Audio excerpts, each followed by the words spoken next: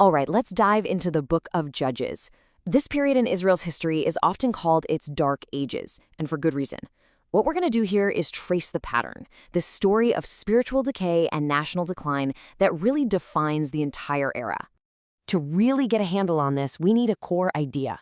And the scholar Daniel Block just nails it with this phrase, the Canaanization of Israel. In simple terms, this is the story of how Israel, instead of being set apart, started to look and act and worship just like its pagan neighbors.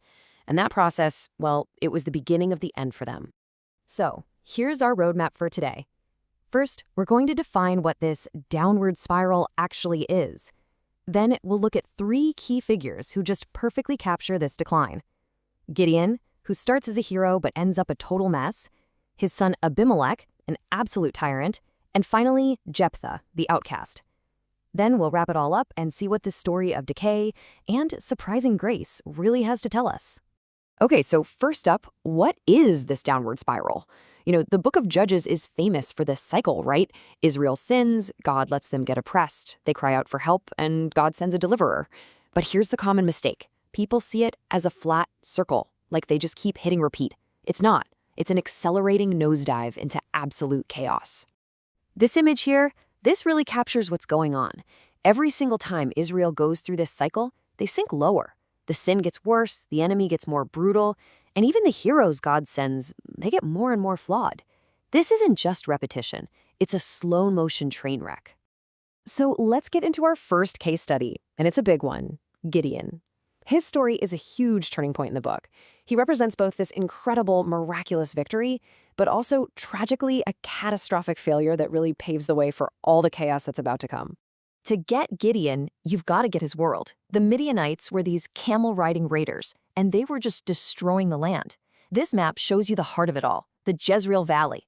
The situation was so bad, the Israelites were literally hiding out in caves. That's the level of desperation we're talking about when Gideon gets his call. And what a call it was. God takes Gideon's army of 32,000 men, and just to make sure nobody can take the credit, he whittles it down by 99% to just 300 men. Think about that. 300 guys against an army of 135,000. The victory that follows is an undeniable miracle designed to scream, this was God, not you. So, this is the crucial question, isn't it?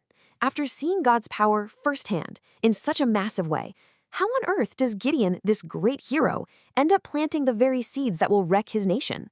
His story is a perfect example of how it's often easier to start well than it is to finish well. And it really comes down to 2 critical failures. First, he names his son Abimelech, which literally means my father is king. Kind of telling, right? Especially after he'd publicly said he wouldn't be king. Second, he takes the gold from the victory and makes this ephod. Now, an ephod was a priestly garment, but Gideon's version becomes an idol, a trap that leads Israel right back into the pagan worship he was supposed to be fighting against. And this brings us right to Abimelech. Let's be clear, he is not a judge, he's not a deliverer, he's a destroyer. He is the direct, violent fruit of his father's ambition and idolatry. And with him, that downward spiral really starts to pick up speed.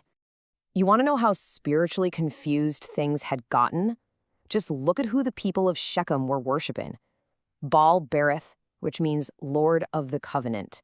I mean, think about that. They took the name of the pagan storm god, Baal, and mashed it together with Israel's most sacred concept, the covenant. It just shows how deeply this Canaanization had infected everything.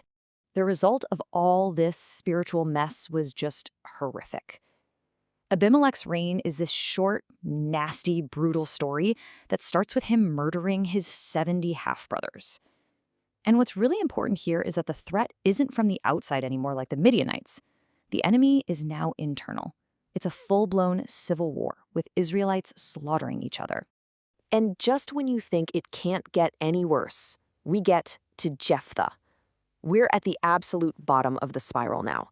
If Gideon was a flawed hero and Abimelech was a tyrant, Jephthah is something else. He is a leader who is a perfect reflection of the broken, degraded society that hired him. Before Jephthah even shows up on the scene, God delivers this just blistering rebuke. Look at this table. On the left, you have Israel's 7-fold rebellion. They're worshiping the gods of every single nation around them. And on the right, God's 7-fold rescue.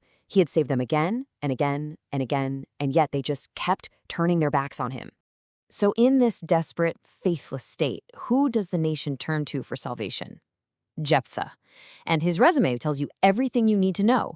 He's the son of a prostitute, kicked out of his own home by his family, who then goes on to lead a gang of, well, the text basically calls them gangsters.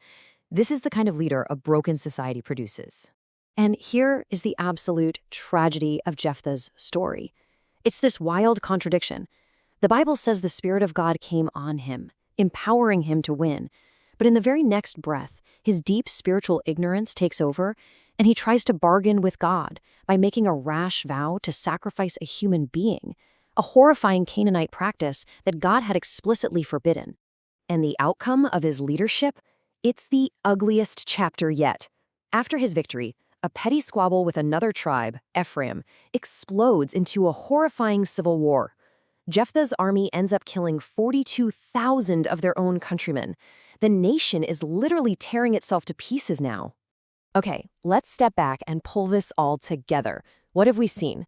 This journey through Gideon, Abimelech, and Jephthah, it paints a pretty clear and devastating picture of a nation in complete freefall.